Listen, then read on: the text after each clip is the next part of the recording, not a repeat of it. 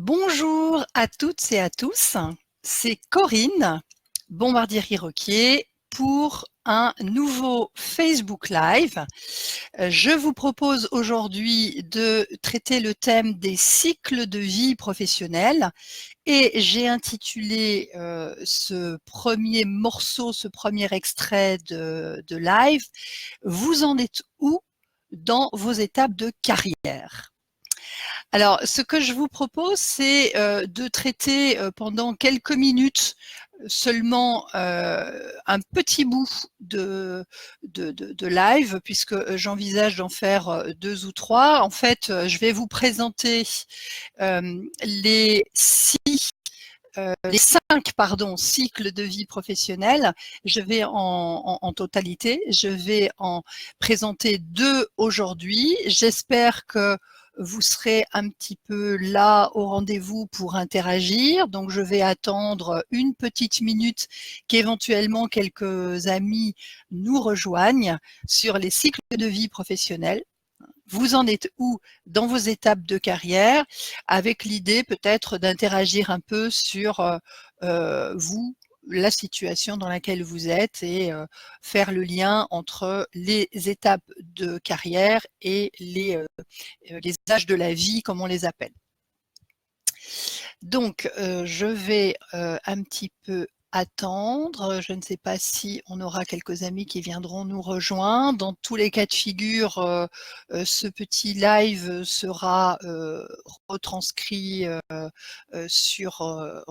retransmis sur ma page Facebook, donc la possibilité de le regarder en replay. Alors, les cycles de vie professionnels, eh bien oui, il y a un lien entre les âges de la vie et les cycles de vie professionnels. En fait, notre carrière, notre vie professionnelle repose sur des cycles qui se répartissent dans le temps et qui se croisent avec les âges de la vie. Alors, le contexte est très différent d'une personne à une autre, mais je m'adresse peut-être plus particulièrement à celles et à ceux qui, en ce moment, connaissent des contextes un peu compliqués, du genre des fusions, des réorganisations de services, des mutualisations, des changements organisationnels, des contraintes budgétaires. Bref, vous voyez un petit peu le décor ou le tableau des contextes qui sont souvent générateurs de questionnements sur les situations professionnelles que l'on vit et sur les suites à donner à son évolution professionnelle. Ça peut être effectivement des contextes qui permettent de nous questionner sur est-ce que je reste dans mon poste, poste actuel, est-ce que j'en change, etc. Donc, pour vous aider à vous auto-positionner et prendre peut-être certaines décisions, je vais vous livrer donc cet outil sur les cycles de vie professionnels qui permettra, je l'espère, de mieux comprendre ce que vous vivez actuellement et de vous situer temporellement par rapport au cycle de votre vie. Alors, chez les adultes, notre parcours de vie est traversé par des étapes de développement plus ou moins harmonieux qui jouent un rôle majeur dans la construction de notre vie d'adulte responsable et autonome. Moi, je vais proposer de cibler mon intervention sur les stades de développement de l'adulte dans la construction de sa vie professionnelle. Alors, 2 précisions. La première, c'est que les partages que je vais vous faire, ils sont à la fois le fruit de mes observations de plus de 20 ans, même un peu plus que ça, de proximité humaine dans mes interventions, qu'elles soient d'ordre formation, accompagnement, conseil, recrutement, évaluation, détection de potentiel, etc. Et analyse de travaux universitaires sur lesquels je me suis appuyée. Il y a des modèles universitaires, il y a des théories universitaires sur les cycles de carrière qui existent. Alors, pour ceux qui auraient envie d'aller plus loin, je peux vous citer quelques auteurs que j'ai regardés moi de près. Je me suis beaucoup inspirée d'Erickson sur ses travaux de 1983, Kate de Vries et Miller en 85, Hall et Goodall également en 86, etc., etc. Alors moi, je vais vous parler des 5 cycles de vie professionnels. En fait, il y en a 6, mais moi, je vais volontairement zapper le 6e cycle parce qu'il va parler de la vie après 70 ans et considérant qu'à cet âge, on n'est plus dans la vie professionnelle. En tout cas, je l'espère pour vous et je l'espère pour moi aussi. Donc, 5 cycles de vie. Chaque étape de cycle, à chaque étape de cycle de vie, je vais plus particulièrement mettre des liens, faire des liens avec les besoins plus ou moins affirmés et assumés de changement professionnel. Donc ça, c'est la première précision. La deuxième précision, c'est aussi vous dire, attention, les découpages en tranches d'âge ne sont pas à prendre au pied de la lettre. C'est-à-dire qu'ils correspondent à des périodes approximatives de la vie, mais attention à ne pas figer les éléments que je vais décrire dans ces âges de la vie. Je vais commencer par le premier cycle entre 20 et 30 ans. Ça ne veut pas dire 20 tout pile et 30 tout pile. Ça peut être pour certaines personnes un cycle qui démarre un peu avant 20 ans et qui dépasse les 30 ans pour certains. On est dans environ une décade 20-30 ans. Le premier cycle, donc les 20-30 ans, je l'ai appelé le démarrage. Bienvenue dans le monde des adultes. Eh bien, rebonjour Michel, je vois que tu es là, je te remercie d'être présent. J'ai juste démarré, je viens juste un instant d'aborder le premier cycle. J'ai introduit un petit peu mon propos, donc je vais simplement redire que je vais traiter donc les 5 cycles de la vie. Il y en a 6, le 6e c'est après 70 ans, donc on est hors champ professionnel, c'est ce que j'étais en train de dire. Je ne vais pas traiter les 5 cycles maintenant, je vais en traiter 2 et puis il y aura un second live dans quelques temps après pour traiter les 2 suivants. Donc le premier cycle, les 20-30 ans, le démarrage, bienvenue dans le monde des adultes.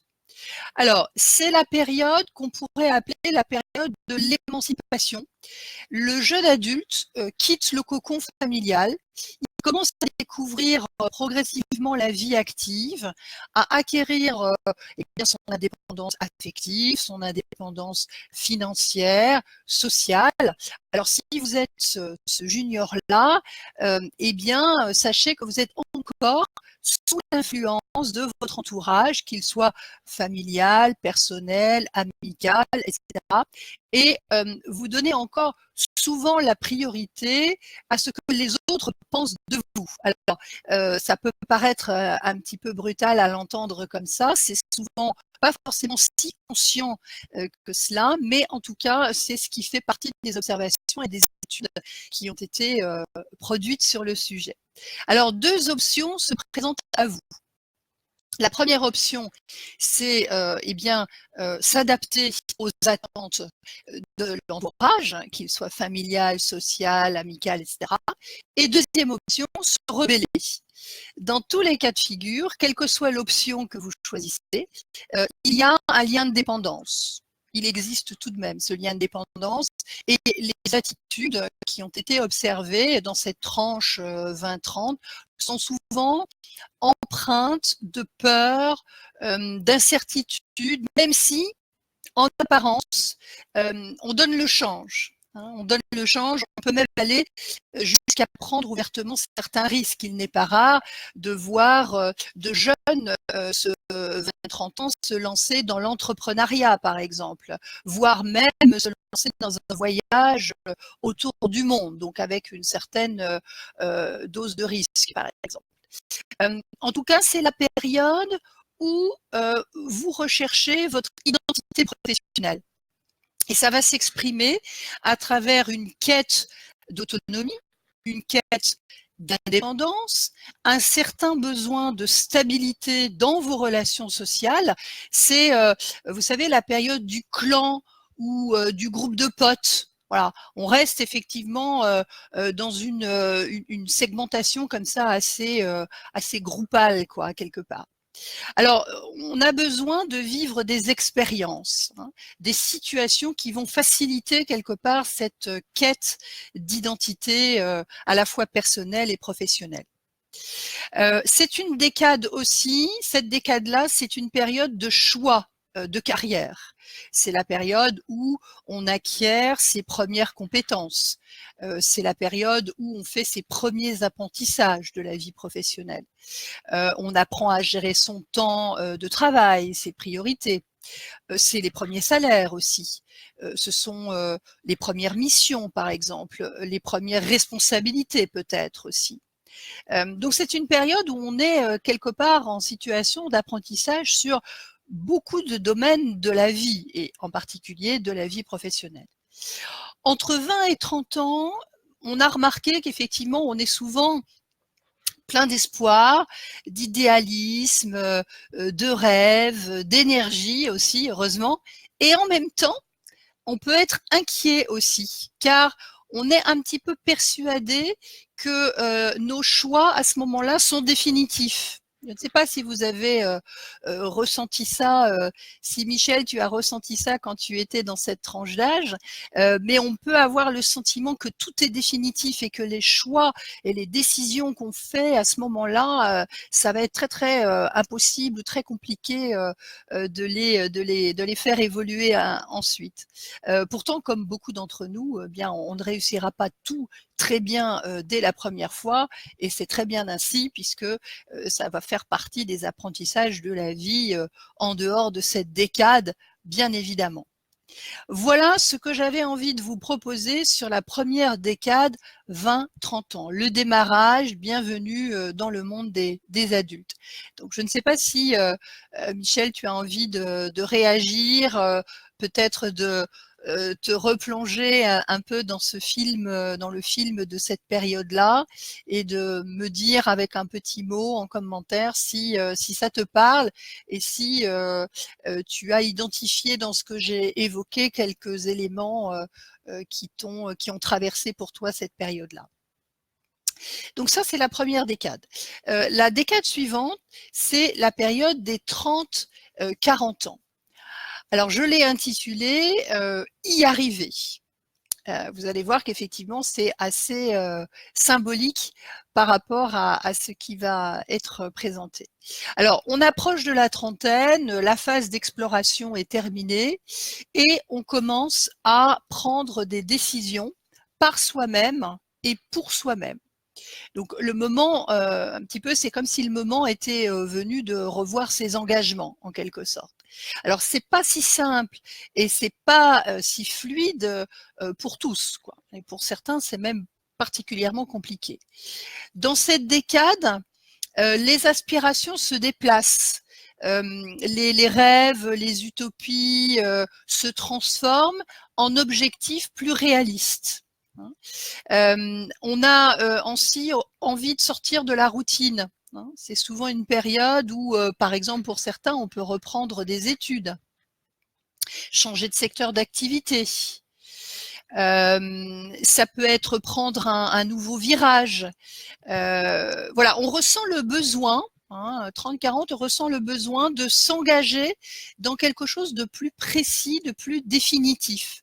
On commence à sentir que le temps passe, on est traversé par une sorte de sentiment d'urgence qui nous fait penser, à tort ou à raison, mais qui peut nous faire penser qu'il est impératif de prendre les bonnes décisions, car c'est comme si à 40 ans, il y avait un couperet imaginaire, un couperet invisible qui allait tomber et qu'à 40 ans, il serait trop tard. Si j'ai pas pris les décisions de ma carrière, mes choix professionnels, etc. Voilà, 40 ans, c'est trop tard. C'est un ressenti qui est quand même assez souvent partagé. Et moi, dans mes coachings, je l'ai plus d'une fois entendu et observé. Donc, c'est le moment de décider de sa carrière professionnelle et de s'installer dans une fonction sociale reconnue, d'assumer en fait son rôle de professionnel confirmé et fier de l'être. Alors c'est une période qui fait brûler beaucoup d'énergie aussi hein, par rapport à ça. Alors Michel, tu me dis en effet, c'est exactement entre 20 et 30 ans que je me suis lancée à mon compte avec une grande énergie mais aussi de grandes craintes. Ok, très bien, bah voilà. Donc mine de rien, tu es exactement en phase avec cette décade-là, l'entrepreneuriat, plein d'idéalisme, plein d'envie, plein de rêves. Mais des peurs aussi, des craintes, voilà. Donc le fait de pouvoir se lancer dans l'entrepreneuriat, c'est peut-être aussi à ce moment-là une façon de les dépasser ou de les affronter, ces peurs aussi. Merci pour cette réaction, Michel. Alors, je disais, c'est une période, les 30-40, où on brûle beaucoup d'énergie, on dépense beaucoup d'énergie parce que on est dans la preuve, quoi. Il faut prouver sa valeur professionnelle, démontrer ses talents, réussir ce qu'on a entrepris, absolument. Il faut se montrer efficace, s'investir absolument et parfois même se surinvestir dans son travail. Donc c'est une période où on s'expose pour se mettre à l'épreuve et afficher une performance, sa performance, voilà, sous quelque forme que ce soit, hein, mais effectivement, dans les grandes lignes, c'est ce qui ressort. C'est en quelque sorte la période de la prise de conscience de nos choix professionnels précédents. Et parfois, ça génère, je ne sais pas si vous l'avez remarqué aussi pour vous, mais ça génère des questions du genre, est-ce que j'ai choisi la bonne orientation, celle que j'ai choisie aux alentours de 20, 25, 30 ans? Est-ce que j'ai choisi la bonne orientation? Est-ce que je change? Voilà. On est pressé de vivre ce qu'on a à vivre. Et il y a encore ce couperet imaginaire que j'évoquais tout à l'heure des 40 ans. Les 40 ans approchent et c'est un petit peu comme si, ah là là, misère, si effectivement je n'ai pas fait les bons choix de carrière. Donc on est dans cette espèce de cycle de la preuve, de la démonstration, et c'est l'idée d'y arriver. Voilà, c'est pour ça un petit peu que je l'ai intitulé Y arriver. Voilà sur le deuxième cycle. Donc je ne sais pas si Michel, tu veux réagir par rapport à ça, 30, 40, comment ça s'est passé pour toi? Est-ce que toi aussi, tu as, une fois que la phase d'exploration des 20-30 ans en te lançant dans l'entrepreneuriat, est-ce que tu as ressenti ce besoin d'être dans la démonstration, la preuve, pas forcément de façon, comment dire, explicite par rapport aux autres, mais par rapport à soi aussi, hein. Ça peut être aussi un retour sur soi et se prouver, se démontrer des choses. C'est pas uniquement de la compétition. Il peut y avoir une forme de compétition par rapport au regard des autres, mais là il s'agit effectivement plus de défis par rapport à soi-même. Alors, tu me dis à 32 ans, je suis retournée aux études exactement comme tu le dis, changement de carrière. Et par la suite, 35-40 ans, une grande remise en question concernant la vie, le travail, une grande remise en question et une profonde prise de conscience aussi au début de la quarantaine. Ok, merci beaucoup pour ces précisions et ces commentaires parce que effectivement on est complètement là-dedans quoi. Hein. C'est cette décade avec cette pression un peu inconsciente de cette aux alentours de 40 ans, comme si après, ça allait être plus compliqué. Et ça, c'est parfois effectivement des croyances qu'on peut avoir. Mais ça, je vais le réserver pour la prochaine fois.